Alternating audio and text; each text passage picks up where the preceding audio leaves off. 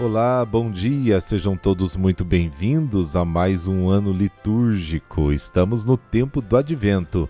Hoje é 1º de dezembro de 2024 e o super abraço de aniversário de hoje para os nossos ouvintes, o Rodrigo Fracaroli, de Cabriúva, São Paulo, e o Otávio Nascimento, de Belém do Pará. Parabéns e que Deus os abençoe muito neste dia para lá de especial. Este podcast é um oferecimento.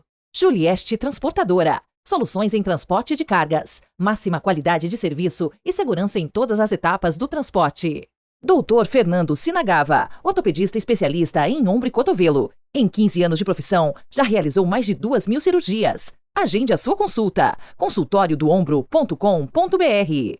Na descrição deste podcast, você encontra o site de todos os nossos patrocinadores. Prestigie!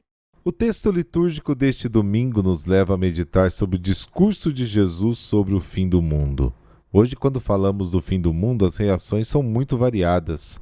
Alguns estão com medo, outros permanecem indiferentes, outros começam a viver até mais sério.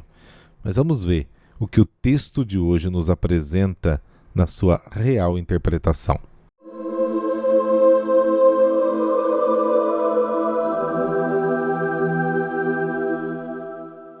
Pelo sinal da Santa Cruz, livrai-nos Deus, nosso Senhor, dos nossos inimigos.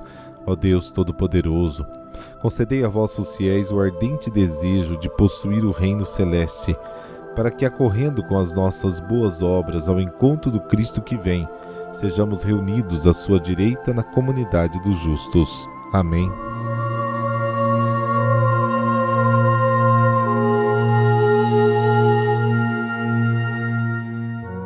Lucas, capítulo 21, versículos de 25 a 28 e de 34 a 36. O Senhor esteja convosco, Ele está no meio de nós. Proclamação do Evangelho de Jesus Cristo segundo Lucas. Glória a vós, Senhor. Naquele tempo disse Jesus a seus discípulos: haverá sinais no sol, na lua, nas estrelas. Na terra as nações ficarão angustiadas, com pavor do barulho do mar e das ondas. Os homens vão desmaiar de medo, só em pensar no que vai acontecer ao mundo, porque as forças do céu serão abaladas. Então eles verão o Filho do Homem vindo numa nuvem com grande poder e glória. Quando essas coisas começarem a acontecer, levantai-vos e erguei a cabeça, porque a vossa libertação está próxima. Tomai cuidado para que vossos corações não fiquem insensíveis por causa da gula, da embriaguez e das preocupações da vida, e esse dia não caia de repente sobre vós, pois esse dia cairá como uma armadilha sobre todos os habitantes de toda a terra. Portanto, ficai atentos e orai a todo momento, a fim de terdes força para escapar de tudo o que deve acontecer e para ficardes em pé diante do Filho do Homem. Palavra da salvação. Glória a vós, Senhor.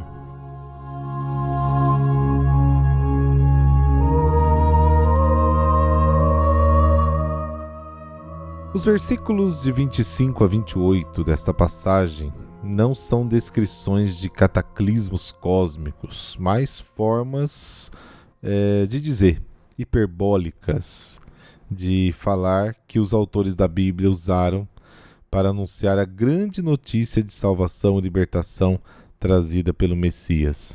A Bíblia está repleta de descrições desse tipo para apresentar eventos históricos, como a queda de um rei, a derrota de um militar ou qualquer convulsão nacional. Interpretar esses anúncios literalmente não significa apenas mal entendidos, mas também distorcer o seu significado. São Pedro, por exemplo, apresenta o Pentecostes, como o dia em que se concretizam essas palavras do profeta Joel. Mostrarei prodígios em cima do céu e sinais embaixo da terra, sangue, fogo e nuvens de fumo, lua em sangue, antes que chegue o dia do Senhor, um dia grande e esplêndido. Então todo aquele que invocar o nome do Senhor será salvo. Atos capítulo 2. Mas nada semelhante foi visto naquele dia. Pelo menos não há nenhum registro. Houve grandes acontecimentos, sim, conversões, e as consciências se voltaram para o real valor de Jesus a partir do Espírito Santo. O dia de Pentecostes, como relata os Atos dos Apóstolos, termina de uma forma muito simples. Então os que receberam a sua palavra foram batizados. E naquele dia juntaram-se a eles cerca de 3.000 pessoas. Essas palavras, portanto, não anunciam uma revolução no mundo físico, mas um grande acontecimento na história da salvação. Até em nossa língua, quando acontece algo inesperado ou grave, nós dizemos: senti o mundo cair sobre mim. Mas, felizmente, o mundo ainda não caiu sobre ninguém. A expressão significa, sim, outra coisa. Os poderes dos céus que serão abalados são os poderes do inimigo, que Jesus viu cair do céu como um raio durante a pregação dos discípulos. Se o homem investiu tudo no mundo atual, ele vê com terror o colapso de todas as suas posses e de todas as suas expectativas. Se ele investiu tudo nos bens da vida do céu, verá chegar a sua felicidade eterna. O Filho do Homem que vem é o Senhor, que me amou e se entregou por mim, e que me amou quando eu ainda era pecador. Seu julgamento será o perdão aos crucificadores e a oferta do paraíso ao malfeitor. Na verdade, o nosso juiz é aquele que disse para amar os seus inimigos, para não julgar, para não condenar, para perdoar sempre. Ele é misericordioso como seu Pai. A vinda de Cristo é identificada com a nossa libertação, a nossa salvação. A nossa vida não deve ser dominada pelo terror do futuro, nem atordoada pelas preocupações exageradas pelos bens da terra. Caso contrário, não poderemos mais ver o que nos espera. Aqueles que estão interessados apenas na vida terrena e nos seus prazeres não têm tempo, nem vontade, para pensar no último dia.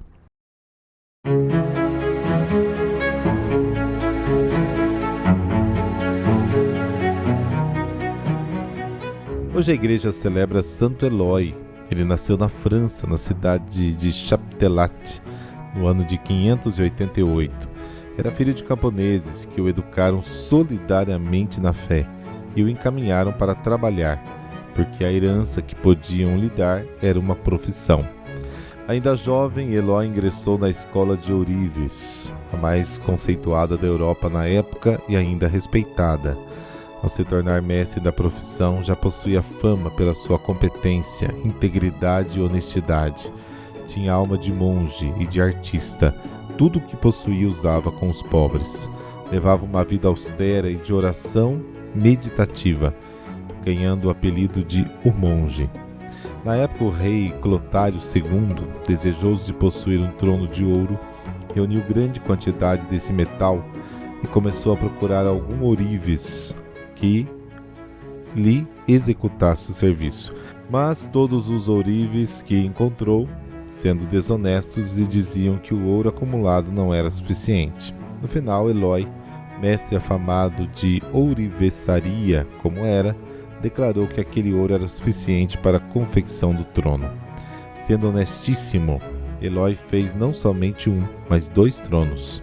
Admirado com a honestidade do artista, Clotário o nomeou guardião e administrador do tesouro real.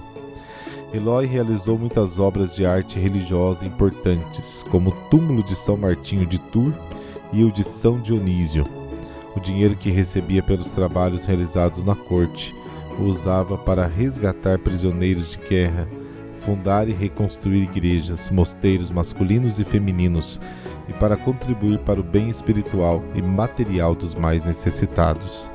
Em 639, Eloy ingressou para a vida religiosa. 2 anos depois foi consagrado bispo de Noyon, na região de Flandres. Dedicou-se então à evangelização e reevangelização no norte da França, Holanda, Alemanha.